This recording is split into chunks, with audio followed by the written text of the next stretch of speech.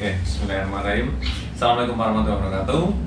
Masih bersama saya Siar Terapi. Kali ini pasien saya Mas Eko Kirun Yuwono. Dia itu pemain bola, agamanya bal-balan. Terus bal-balan ora mandek pem dino. Tapi karena mungkin kurang puas dengan main bola, dia main volley. Terus akhirnya yang terjadi adalah ankle-nya itu kena. Nah, tapi biar lebih jelasnya, biar beliau sendiri menceritakan kenapa Mas Kirun, kenapa? Lomba voli Agustusan kemarin, terus mau nyemes, jatuhnya nggak pas, terus ankle-nya kena sebelah kiri. Ya. Ini kebetulan kena ankle-nya dan tadi saya lihat kok agak bengkak. Nah, kita coba bikin penanganan pertama bagaimana ketika terjadi ankle terus terjadi pembengkakan, apa yang harus dilakukan. Ini kondisi ankle-nya, dia kena ke bagian lateralnya keluar. Dia kalau nggak salah kenanya begini. Oke, Mas Kirun? Iya. Kenanya ke samping sana, ya keluar ya.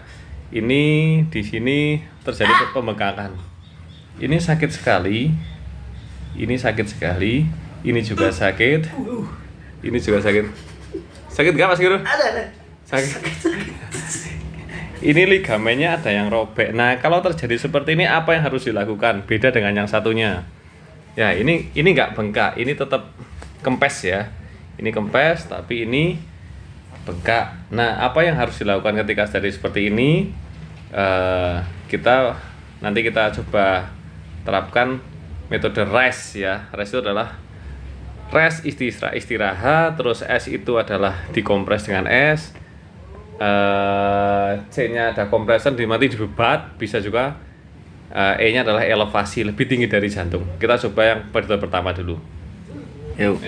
Nah, ini kalau terjadi pembengkakan seperti ini, kita harus pertama adalah rest itu istirahat. Jadi ini disuruh istirahat dulu ya. Nanti setelah ini kita istirahat, jangan terlalu banyak bergerak yang ekstrim dulu, karena nanti akan memperparah. Jadi kalau ada ligamen yang robek akan memperparah. Jadi gerakannya biasa dulu. Nah, ini kejadiannya kapan? Kemarin berarti baru 2 hari ini. Ini masih masa akut. Masa akut itu adalah 1-5 hari. Jadi itu masih masa akut, masih pembengkakan. Nah, apa yang harus dilakukan? Yang kedua adalah S, kompres dengan S. Kenapa dikompres dengan S? Karena ketika ada pembuluh darah yang robek atau pecah, dikompres dengan S, dia akan mempersempit pembuluh darah. Jadi pembengkakannya tidak terlalu melebar. Tapi sebaliknya, jika dikasih panas, nanti akan tambah membesar. Itu menjadi tambah pembengkakannya tambah besar, mungkin tambah biru, dan juga mungkin tambah pegel atau nek wong Jawa itu menteng-menteng lah, itu seperti itu. Nah, bagaimana cara kompresnya? Kita sederhana saja. Kita menggunakan es batu ini yang kotak-kotak, kita tempelkan di bagian yang mengalami memar. Itu seperti ini. Ini jadi ini bisa dilakukan 10 menit. 10 menit dilakukan kompres seperti ini.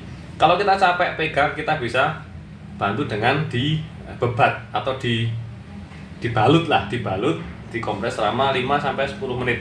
10 menit. Nanti ini bisa dilakukan sehari 3 kali. Bisa pagi, terus siang, sore. 10 menit saja dilakukan setiap hari sampai dalam kurun waktu masa akut, berarti 1-5 hari ini. Tergantung dari seberapa parah cederanya. Itu seperti itu yang harus dilakukan. Jadi setelah dikompres es, setelah 10 menit baru nanti kita ada namanya elevasi.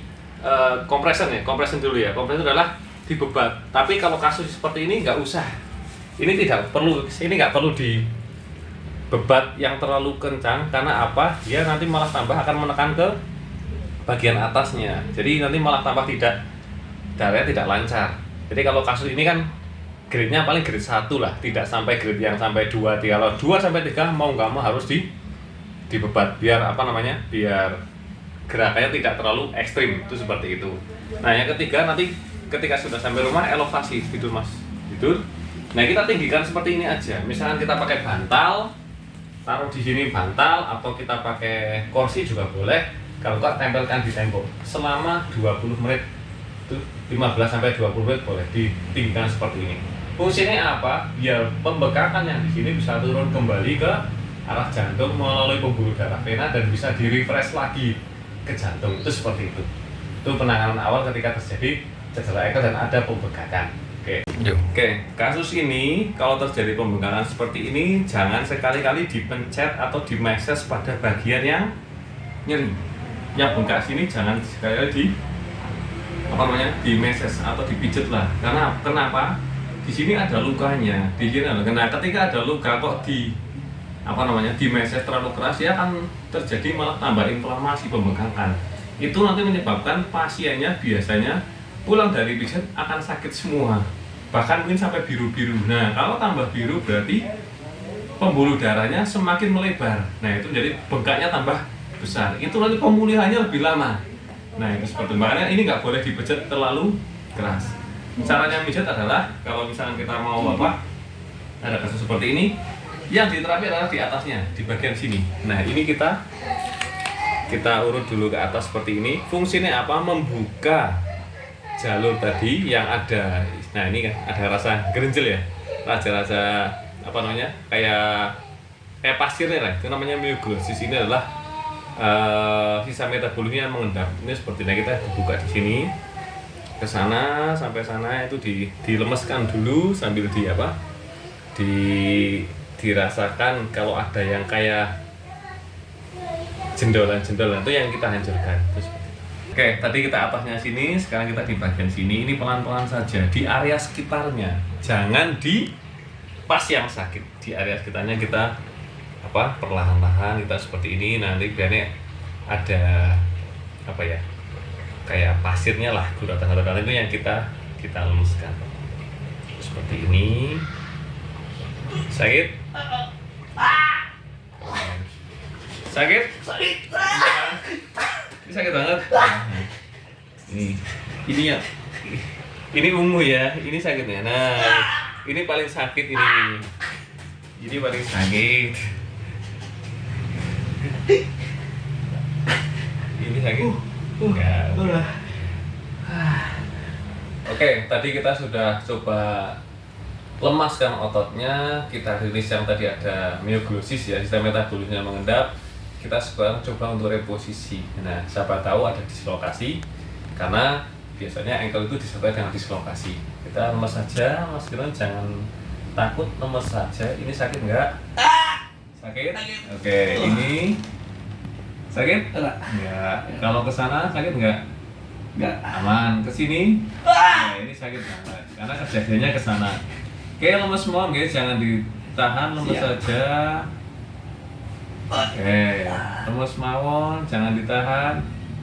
Nah, ada bunyi maklek. Nah, itu mungkin kembali ya. Ini di bagian calcaneusnya atau di bagian tungkak lah, orang Jawa itu agak geser sedikit ke luar. Itu seperti itu, menyebabkan pecah pembuluh darah, terus bengkak. Terus ini posisinya tidak pas gitu lah. Lemes saja ya. Oke, nah itu seperti itu caranya. Nanti saat reposisi ini mungkin masih akan sakit karena masih ada pembengkakan. Dia akan hilang kapan? Setelah 2-5 hari. Nah, setelah itu kapan lagi akan tubuh kita akan respon untuk memperbaiki jaringan? Setelah 14 hari. Setelah 14 hari tubuh kita akan respon, oh itu ada yang rusak, mari ditempel sampai pemulihan. Kayak seperti cedera seperti ini bisa sampai 2 minggu atau 3 minggu, bisa sampai 1 bulan untuk pemulihannya. Makanya nanti silahkan habis di terapi, gerakannya jangan terlalu ekstrim, tapi tetap gerak seperti biasanya. Latihan pertama adalah bagaimana bisa berjalan seperti biasanya tanpa nyeri, bisa napak semuanya, itu seperti itu. Baik, tadi sudah kita treatment, jadi cederanya tidak terlalu parah sebenarnya.